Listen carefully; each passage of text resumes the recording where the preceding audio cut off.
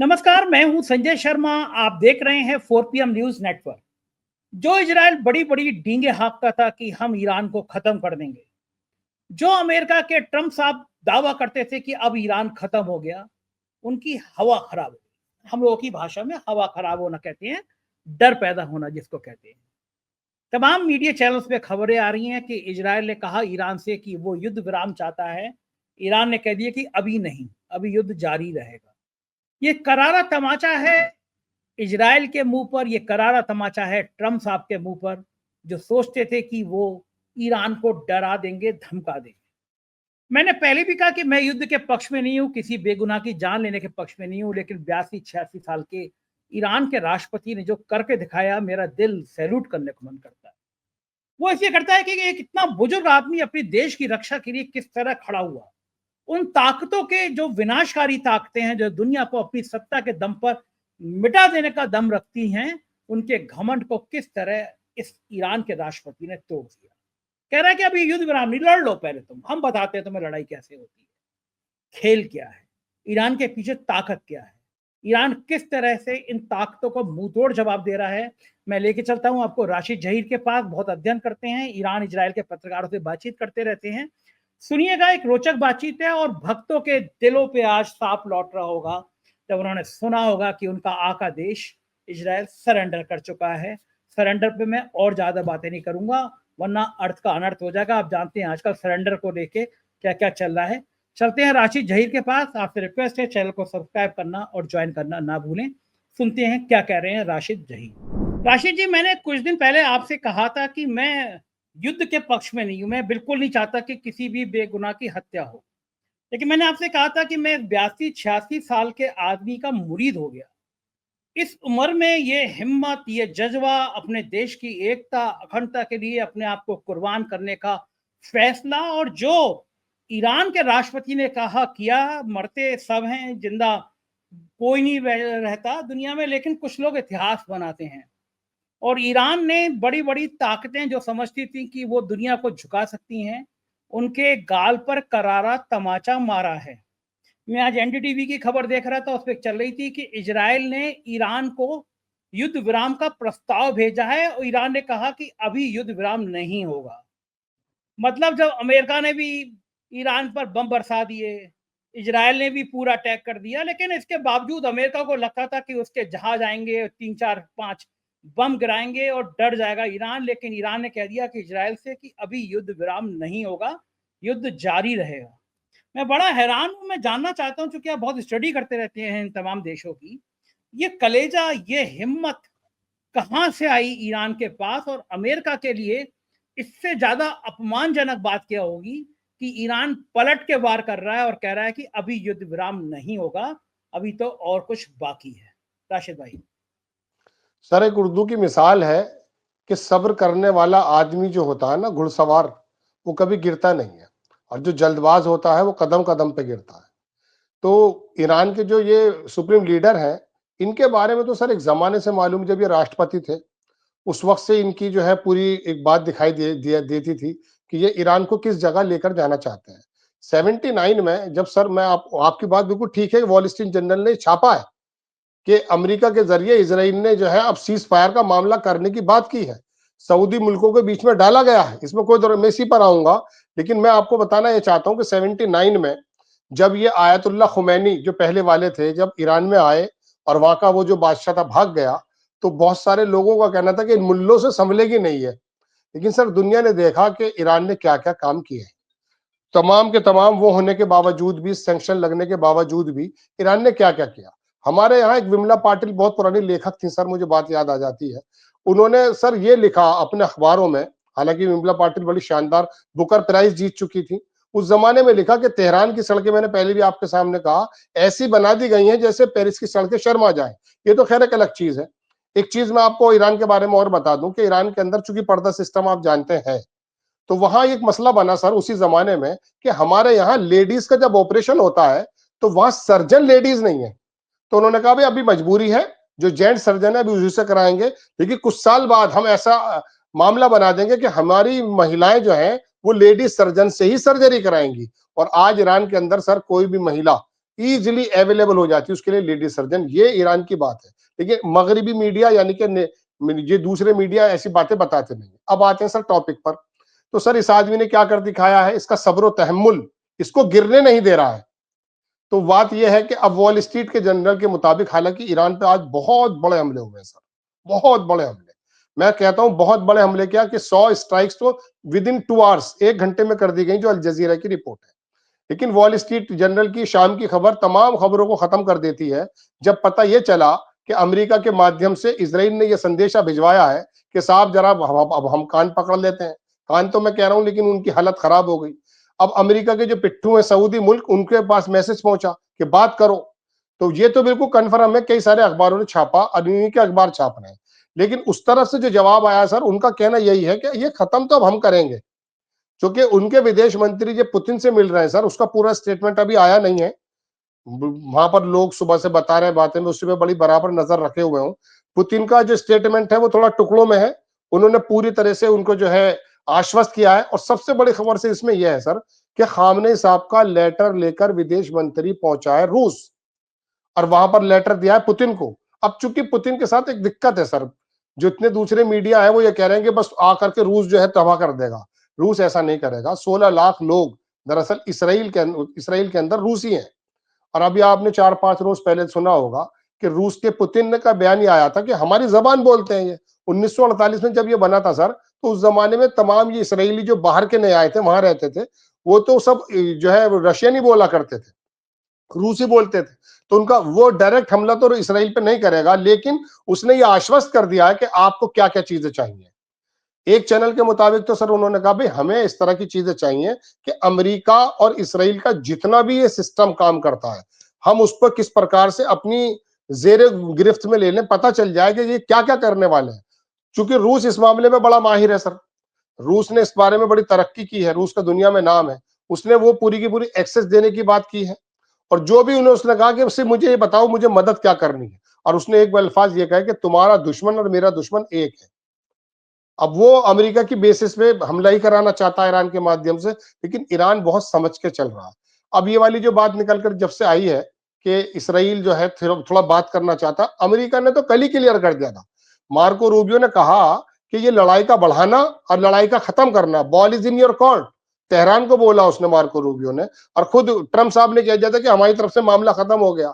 अब आ जाते हैं दरअसल कल वाले हमले पर। कल वाला हमला जो हुआ, आज उन्हीं जगहों पर इसराइल ने भी हमले किए हैं, उन्हीं फोर्डो की पहाड़ियों पर।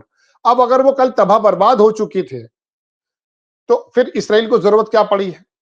बात यह है सर कि 125 विमान तो थे, 35 और ये तमाम, और यहां से जो कैलिफोर्निया के जो बीचेस से चले हैं, 37 घंटे की प्रवास की है कल अमेरिका के उन विमानों ने, जिसको बी बॉम्बर कहा जाता है। ये इनके पास 19 है। ये 20,000 करोड़ रुपए का सर एक है। बहरहाल 14 वहां से चले बिना किसी को बताए, 7 चले गए किसी नामालूम जगह, और 7 ने 2 बार रिफ्यूल किया। उसके बाद ये डायरेक्ट ईरान पर गए। वहां पर 30,000 केजी का, 18,000 केजी के बम मारे गए। ये अंदर तक वार करते हैं 180, 190, 200 के नीचे नीचे।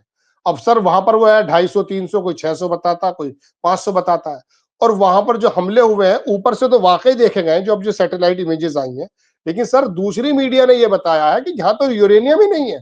आज अमेरिका का एक बहुत बड़ा अखबार है सर, मैं अभी देख के बता दूंगा आपको, ब्लूमबर्ग है शायद, उसने कहा कि 408 किलो जो यूरेनियम है, हमारी चिंता ये कहां गया। अब सर मैं आपको बता देता हूं ये कहां गया, ये भी मैं बाहर के मीडिया से बता रहा हूं आपको। ये हुआ यूं है कि जो लग्जमबर्ग के लिए चीन के विमान उड़े थे 18, 19, 20 में, वो लग्जमबर्ग के लिए उड़े तो थे, लेकिन चूंकि चीन छुपा लेता अपने विमानों को, ये ईरान में उतरे। अब लोगों का कहना यह है कि साहब वो जो यूरेनियम है वो टोटल जो है इन्होंने ट्रांसफर कर दिया दरअसल चीन के लिए। अब चीन इतना ज्यादा जब काम कर रहा है तो ईरान के तो हौसले अपने आप ज्यादा हो जाएंगे। और ईरान के हौसले तो सर दूसरी तरह से हैं। वहां के लोग सड़कों पर हैं, भले बमबारी हो रही है, वहां का टावर टूट गया। आज मैं ईरान की बात करूं तो ईरान के अंदर जो इन्होंने हमले किए हैं सर, वो वहां पर बहुत नुकसान हुआ है।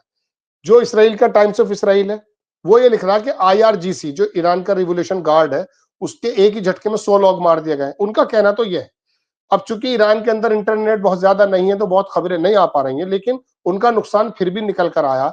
जेल पर भी इन्होंने किया, IRGC के हेडक्वार्टर पर भी किया, एक यूनिवर्सिटी थी उस पर भी किया।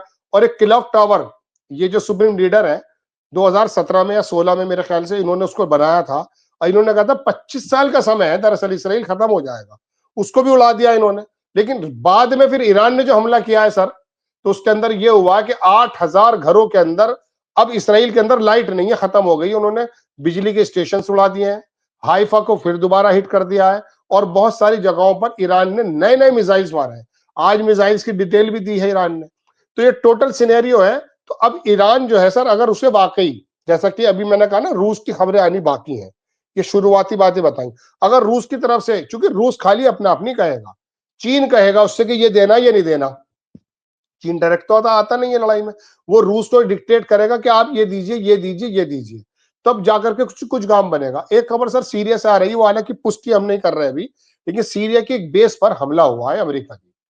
सीरिया की एक बेस है वहां, हालांकि अमेरिकियों ने पिछले साल जब वहां पर, सॉरी, वो बशर उल असद का तख्ता पलटा था, वहां से वापस आने की बात कर ली थी, लेकिन चूंकि कुर्द लोग हैं वहां पर, वो जो सरेंडर कर गए थे, तो उसकी जो पुष्टि है यहाँ भारत के जो चैनल 18 है, ये तमाम तो लोग बता रहे हैं हमला हो गया। दरअसल मैं एक बात और बताऊं सर, बहुत सारी खबरें तो मेरे ख्याल से जो इंटरनेशनल नेता है वो भारत की खबरें सुन के ही शायद सीना पीट लेंगे।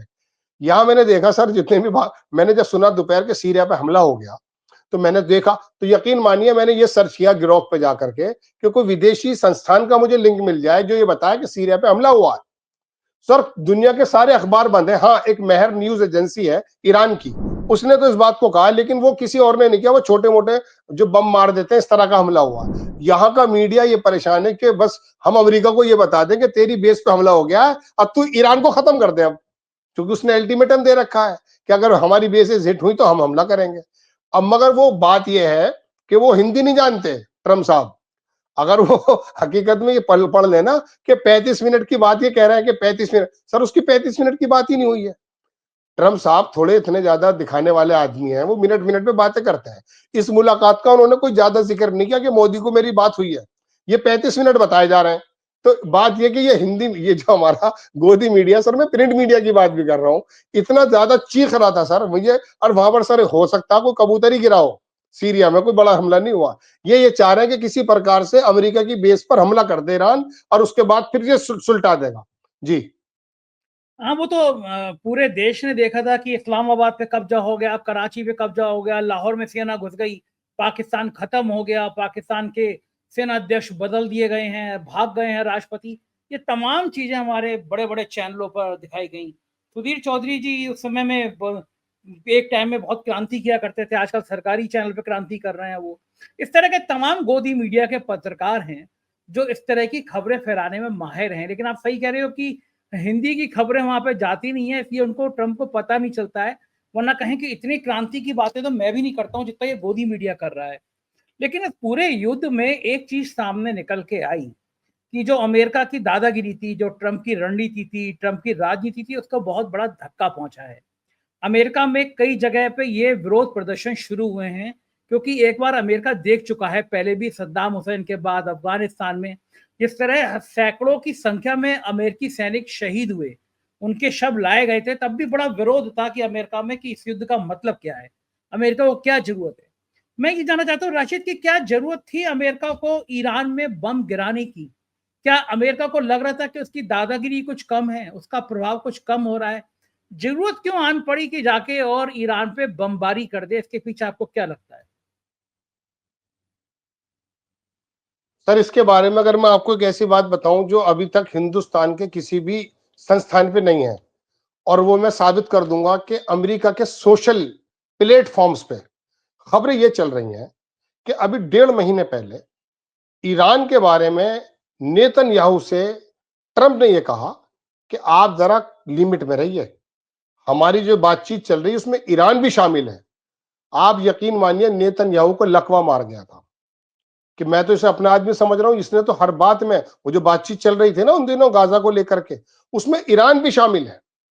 ईरान की नेगोशिएशन नहीं, गाजा के बारे में भी ईरान शामिल है। तो ये सुन करके सर, पिछले 1.5 महीने पहले किसी को मालूम नहीं था कि दरअसल 2 महीने पहले कि ये ट्रंप साहब ये ऐसा करेंगे। अब ट्रंप साहब ने किया क्यों है सर, पूरी दुनिया जानती है। एक फाइल्स है, एप्स्टेन फाइल, उसके बारे में सर सोशल मीडिया पे वहां ये चल रहा है कि ट्रंप साहब तो ये कहकर आए थे कि मैं जंगों को खत्म करूंगा। देखिए, मदद तो वो दे रहे थे, इसमें कोई दो राय नहीं, लेकिन खुद वो इन्वॉल्व नहीं होना चाहते थे। हुआ यूं है कि सर, जिस दिन एलन मस्क का इन दोनों से फड्डा हुआ है आपस में, तो एलन मस्क ने आते के साथ ही सबसे पहले एप्स्टेन फाइल का जिक्र किया। उसके अंदर सर ट्रंप साहब का जहाजों के और दुनिया भर के सीन है, उसके अंदर बड़े बड़े नेता इन्वॉल्व हैं, पूरी दुनिया जानती है। उसको जितनी तेजी से चला था वो उतनी तेजी से दबा भी दिया गया। उसके बाद से सर वहां पे सोशल मीडिया में लोगों का कहना यह है कि ट्रंप साहब दरअसल थोड़ा से बैक पर आ गए, कि ये तो चूंकि ज्यूज लॉबी जो करती है ना सर, वो इसी तरह से काम करती है। सर आप तो पूरी अच्छी तरह से जानते हैं कि जिस जमाने में बाबू जगजीवन राम भारत के प्रधानमंत्री बनने जा रहे थे, लगभग लगभग उस समय सर उनके बेटे का क्या मामला बना था और कौन कौन से उसके अंदर पत्रिकाएं शामिल थी, वो इंदिरा गांधी जी कैसे कंप्रोमाइज कर गए थे। तो ये मामला जब का नहीं है, आज भी ऐसे होता है। दुनिया के बड़े बड़े नेताओं के जो ये ज्यूज लॉबी ने जो पेगासस मानिए या कुछ और मानिए, उसके माध्यम से जो उनके लूप होल्स रखे हुए हैं सर, सोशल मीडिया पे वहां ये कहना है कि दरअसल ट्रम्प साहब इसलिए बैक पे आ गए, और जीव वरना ये तो डीप स्टेट के खिलाफ आए थे। इनको तो किसी मीडिया ने भी सपोर्ट नहीं किया, सिवाय एलन मस्क और दूसरे बिजनेसमैन के, किसी ने सपोर्ट नहीं किया। उसके बिहाफ पे ही आदमी जीत कर आया था। तो उसके बारे में सोशल मीडिया में लोगों, चूंकि वैसी मीडिया का तो हिम्मत नहीं है कोई लिख दे, क्योंकि मैं आपको बताऊं, इंडिपेंडेंट एक चैनल है वहां पर सर, उसकी जो संपादक है वो आप सुनेंगे तो वो इनके दोस्त की बीवी है। तो ऐसे ऐसे तो संस्थान उनके हाथों में है। हम ये सोचते हैं कि हम बड़े तुर्रम खाएं। सर मैं एक बात और कहना चाहूंगा आउट ऑफ टॉपिक जाके, होता यह है सर, हर पत्रकार जो थोड़ा गलतफहमी में शिकार होता है, वो मालूम है क्या सोचता है? वो ये सोचता है कि मेरी खिड़की से बस आसमान दिखता है, जो मुझे पता है वो दुनिया में किसी को नहीं पता। जबकि सर ये तो दरअसल जानकारी है, इसकी कोई वो नहीं है। ये जो मैं बात कर रहा हूँ ये कौन से मटेरियल से बना मुझे मालूम नहीं है, सारी जानकारी का पुलंदा तो मैं नहीं हो सकता, लेकिन गिरोह ने आके तो सबकी जानकारी को खत्म कर दिया। मैं आपको एक बात और कहूंगा आउट ऑफ टॉपिक जाके, आप सुनिएगा प्लीज। मेरी एक मुलाकात बड़े बड़े पत्रकारों में हुई आपके एक प्रोग्राम के माध्यम से। तो सर मैं तो उन्हें सुना करता था, तो सर जब मैंने उनसे सलाम दुआ करी तो सर उन्होंने चार चार उंगलियां मेरे हाथ में दी, पूरा हाथ भी नहीं मिलाया। अब अगर सर वो 30 साल पहले मुझसे पैदा हो गए तो मेरी तो गलती नहीं है इसमें। आप बात करो जानकारी की, अब जानकारी मेरी और आपकी, इसका तो मसला खत्म है, चूंकि गिरोह ने आके खत्म कर दिया। पूरी दुनिया की जानकारी गिरोह पे पड़ी है। खैर, तो मैं अपनी बात पर आ जाता हूं। तो ट्रम्प साहब ने अचानक इसके अंदर जो सर इन्वॉल्व होने की बात कही, सोशल मीडिया पे तो बात है ही है, वरना वो आदमी सर जंगों के अंदर उतरना नहीं चाह रहा था। अलबत्ता वो इसराइल को सपोर्ट जरूर कर रहा था, चूंकि वहां के जूज लाबी के हाथ में बहुत सारा कुछ है। अचानक ये हमला तो सर वाकई बिल्कुल एक अनएक्सपेक्टेड था। ये जब भी पता चल गया था कि इनको ब्लैकमेल किया जा रहा है, और अब आकर के ये हुआ भी है। लेकिन उन्होंने हमला करते के साथ ही रिपोर्ट ये भी है सर कि 3 दिन पहले ईरान को बता दिया इन्होंने। सर मैंने माफी चाहूंगा, कल सुबह अपने फेसबुक पेज पे लिखा एक और बालाकोट तो नहीं है, तो वजह उसकी ये थी, वो मैंने आगे नहीं लिखा कुछ भी, वो लोग आ जाते हैं वरना फिर कुछ कहना है। तो मेरे कहने का मतलब ये है कि एक खबर तो ये है सर कि वो 3 दिन पहले ईरान को बता दिया गया था। ईरान ने सारे के सारे, वो सैटेलाइट की इमेजेस आ चुकी हैं, 16 ट्रक निकल के जा रहे हैं वहां, सारी की सारी 400 किलो जो यूरेनियम थी वो वहां से निकल के जा चुकी है। वरना जो एटॉमिक एनर्जी का डायरेक्टर है वो ये कह रहा है कि साहब अगर वहां पर इतना हमला किया है, 14 बम बड़े दो एक जगह और 12 एक जगह, जब बम मारे गए तो तापकारी यानी कि मौसम के अंदर चेंजेस आ जाने चाहिए थे। वहां का तो ईरान का एक रिपोर्टर पहुंच गया उसी जगह कि यहाँ पे तो कुछ हुआ ही नहीं है। तो कहने का मतलब यह है कि वहां पर हो सकता है इनकी कोई नूरा कुश्ती हो। इन्होंने कहा भाई मुझे अपनी जान बचानी है, ईरान के पजेश्कियां से कह दिया हो तुम समझो बात को, मैं इस तरह से करने जा रहा हूं। और सर कोई रिटेलिएट नहीं किया ईरान ने। ईरान के पास S-300 है, अब तो वो S-500 मांगे आज उन्होंने रूस से। S-300 उनके पास है, एक रिटेलिएट 125 विमान दूसरे और 7 विमान सर ये बी बॉम्बर, ये गए वहां पर, और बाकी रिफ्यूलिंग दूसरे भी थे। लगभग 150 पौने 200 का हमला था, एक चीज नहीं गिरा पाए। आज गिरा दिया उन्होंने फड़ाक देनी, 900 हार्मेस मारे 2। अभी इसराइल ने जो हमले किया तो 2 गिरा दिए उन्होंने, उसकी तस्वीरें भी सारी आ चुकी हैं। तो वहां पर क्या है, अब दुनिया के लोग इसी बात पे कह रहे हैं कि ट्रम्प साहब ने जैसे ही हमला किया उसके बाद ही कहा भाई हमने जो है बहुत शानदार हमला कर दिया, खत्म करके रख दी सारी तंजीबात, मतलब न्यूक्लियर जितना मवाद था। लिहाजा अब जो है आप अगर चाहो तो बोल तुम्हारे कोर्ट में लड़ाई चाहो लड़ाई कर लो, वरना हम तो चाहते नहीं आपसे। तो अमेरिका ने फौरन पीछे हट गया सर, ये धप्पा मार के भाग गए। तो ऐसी बातें भी निकल कर आ रही। और कल सर एक बात और बताऊं, बहुत बहुत बड़े पत्रकार हैं, उनकी बात यह है कि जो नेतन्याहू कल आया उसकी बॉडी लैंग्वेज बहुत खराब है। और सर मैं एक बात और बता दूं, अभी आज सुबह की खबर है, ये ब्लूमबर्ग की खबर है सर, बल्कि मैं लगा चुका हूं। उसके अंदर नेतन्याहू का ही सबसे बड़ा वो है, उसने कहा कि क्या डैमेज हुआ है ये मुझे मालूम नहीं है अभी। आज नेतन्याहू की तरफ से ये बात आई है, मैं बल्कि हमारे एडिटर को मैं दे दूंगा कि नेतन्याहू इस बात को खुद बोल रहा है कि क्या क्या हमला वहां हुआ है मुझे मालूम ही नहीं पता चल पा रहा है कि क्या है। अब ये अमेरिका के बड़े अखबार ने छापा है सर, तो ये अब ये वाली तमाम बातें निकल करके आ रही हैं, देखिए क्या होता है जी। ये बात तो बिल्कुल ठीक है कि इजराइल को समझ में आ गया कि इतना छोटा सा मुल्क, इतनी छोटी आबादी और फ्रंट उसने इतने सारे खोल लिए हैं। लेकिन भारत में भी क्या हुआ, भारत की सरकार को सब, सोनिया गांधी ने, अखिलेश यादव ने धत्कारा और ये कहा कि ईरान से हमारे इतने ज्यादा अच्छे संबंध रहे हैं, इतने अच्छे रिश्ते रहे। अटल बिहारी वाजपेयी भी ईरान के इतने करीब रहे हैं। हिंदुस्तान के शिया मुसलमान ईरान से बहुत जुड़े हैं, हमेशा सरकार के समर्थन में भी काफी शिया रहते हैं। लेकिन क्या समझ में नहीं आया सरकार को कि अब मोदी जी को इतने दिनों बाद ईरान के राष्ट्रपति से फोन पे बात करने की जरूरत पड़ी? क्या भारत सरकार को बहुत पहले फैसला नहीं करना चाहिए था कि ईरान का साथ देना चाहिए? इजराइल के पक्ष में इतना रहने की वजह क्या है? क्योंकि लोग जो भक्त हैं, जिनके दिमाग में गोबर भरा है, वो इसी बात से खुश है कि साहब ईरान मुसलमानों का राष्ट्र है और मुसलमानों की हमने ऐसी तैसी कर दी। जैसे मैं अपने कुछ साथियों से पूछता हूँ जिनके व्यापार धंधे 2014 से 11 साल में ठप हो गए, आधे भी नहीं रह गए, मैं उनसे पूछता हूँ क्या हाल चल रहा है, आप तो भगवान विष्णु जी मानते थे मोदी जी को, कहते हैं कि यार बाकी धंधे तो चौपट हो गए लेकिन अब्दुल की चूड़ी टाइट हो गई। तो फिर मैंने एक दिन उनसे विस्तार से पूछा अब्दुल की चूड़ी कैसे टाइट हो गई? बोले मुसलमानों पे बड़ा कहर टूट रहा। तो मैंने उनको समझाया, मैंने कहा अब्दुल जो है वो पिंचर वाले से तुलना करते हैं ना मुसलमानों की। मैंने कहा जो 100 रुपए का रेट था वो तो पिंचर वाले ने 150 कर दिया, वो तो आराम से कमा रहा है। लेकिन अगर तुम मुसलमानों के इतने बड़े दुश्मन हो तो ये आईआईटी में पहली बार मुंबई की इतनी सैकड़ों सीटें खाली रह गई, लोगों को नौकरी नहीं मिल रही, एमबीए किए हुए, इंजीनियरिंग किए हुए सैकड़ों हजारों छात्र घूम रहे हैं, नौकरियां नहीं है। ये सब तो हिंदू हैं, 99% हिंदू हैं। तो चूड़ी किसको टाइट हुई, अब्दुल की हो या रामचंद्र जी की हो गई?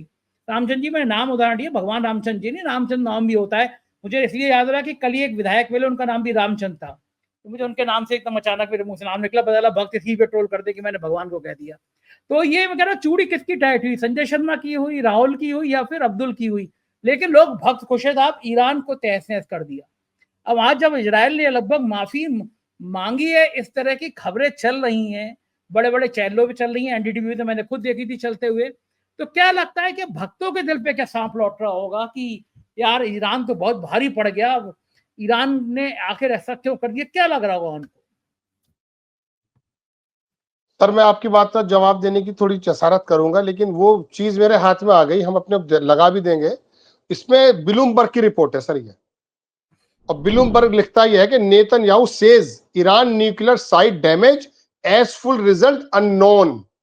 पूरा का पूरा रिजल्ट अननोन है, भी पता ही नहीं है। और सर एक आदमी की तस्वीर में और दिखाऊंगा, इसकी तस्वीर ये सर बेसिकली क्या है, ये अमेरिका का एक बंदा है स्कॉट राइटर, हमारे एडिटर इसको लगाएंगे, इसका नाम है सर, ये यूएस मरीन ऑफिसर है फॉर्मर। इसने मालूम है सर क्या लिखा है, इसने कहा है कि US strike on Iran was act theatre nothing more, कुछ नहीं है ये थेटर के अलावा। आगे लिखता है वो कि attack target empty sites bombed by Israel achieving no damage और टू ईरान न्यूक्लियर कैपेबिलिटीज। उसका मतलब यह है कि इस पर तो पहले से इसराइल ने मार दिया है, इस पर कुछ है ही नहीं। तो ये तमाम चीजें हैं जो दुनिया को समझनी चाहिए।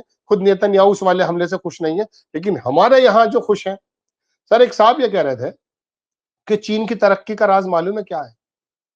तो वो मैं सुन रहा था उनकी डिबेट, कह रहे चीन की तरक्की का राज यह है कि वो जो भारत से कॉन्फ्लिक्ट हुआ था, उससे वहां के लोगों से अगर कहोगे अरे हमारा तुम्हारा झगड़ा हुआ था सन 61 में, सन 65 जो भी हुआ था, तो वो कहेंगे हमें तो मालूम नहीं, वो अपने काम में लगे हुए हैं। और यहां पर सर पिट्ठन पीट रहे हैं 65 का, 71 का, 61 का। अरे भैया तुम खाली हो, तुम इसलिए काम कर रहे हो। वो लोग आगे बढ़ चुके हैं, अपने काम में लगे हुए हैं, उनको याद नहीं है ये लोग। अब ये हिंदी पट्टी के लोग हैं सर जो ये बात कर रहे हैं, उनको ये लग रहा कि ईरान के अंदर यही राशिद ज़हीर जैसा बैठा होगा, इसका घर टूट जाएगा बस किसी तरीके से। होता भी है सर। इन्होंने एक्चुअली बात क्या कि इस बार जो तैयारी से आए हैं, दो चीजें इनकी बड़ी जबरदस्त है जो राहुल गांधी नहीं समझ पाते। पहली बात तो सर इन्होंने वार वहां पर किया है जो धार्मिक आस्थाएं होती हैं। ये ऐसी चीज है सर कि मैंने एमएस डॉक्टर को, जो एमएस डॉक्टर था, उसको जब पीलिया हो गया तो सर वो पेड़ के नीचे बैठा हुआ साधु से पीलिया झड़वा रहा था। तो सर उसने भी पी लिया, किस प्रकार से झाड़ा, उसके हाथ पैर जो है फेरे कुछ चीज, और वो जो दोनों हाथ लेकर के ना सर उसने अपनी बाल्टी में डाल दिया, सफेद रंग का उसके अंदर चूना था, वो यहाँ पे लगा लेते हैं नाखूनों पर पीले रंग की हल्दी, और जैसे उसने डाला चूने के अंदर पानी में सर वो पी गया, पी लिया, झड़ गया। MS doctor. तो सर पता ही है कि हमारे यहाँ की पट्टी के लोग, अच्छा साउथ की पट्टी के भी ऐसे ही हैं, लेकिन वहां पर वेशभूषा के लोग हैं, बेहतरीन धार्मिक लोग हैं, लेकिन दिमाग में उनके कारोबार रहता है, उनके ये बात नहीं रहती है। हमसे ज्यादा, इस पट्टी से ज्यादा धार्मिक लोग हैं। इन लोगों को तो सर बनाया इन्होंने इसी तरह से, पूरी स्टडी की गई है, इसको कहा गया है कि किस प्रकार से हमें लंबे समय तक जो है इन लोगों को ज़ॉम्बी बना करके अपना हित साधना है। अब बात यह सर, ये वाली बात है तो कहते कहते हम भी थक गए, और इसमें कोई दो राय नहीं है कि सर अल्टरनेट मीडिया रोजाना कभी कॉलेज की लाता खबर, कभी बेरोजगारी की खबरें लाता, कभी कुछ को लाता, लेकिन सर इन पर फर्क नहीं पड़ता। इनका तो कहना वही है कि 200 रुपए का भी पेट्रोल हो जाएगा, वोट मोदी को दूंगा, क्योंकि उसने बता दिया कि विश्व गुरु है। अभी आपका सर जब वो हुआ तो मल्लिकार्जुन खड़गे की जो खबर है कि आप घर के गुरु हो या विश्व गुरु हो, हमें नहीं पता।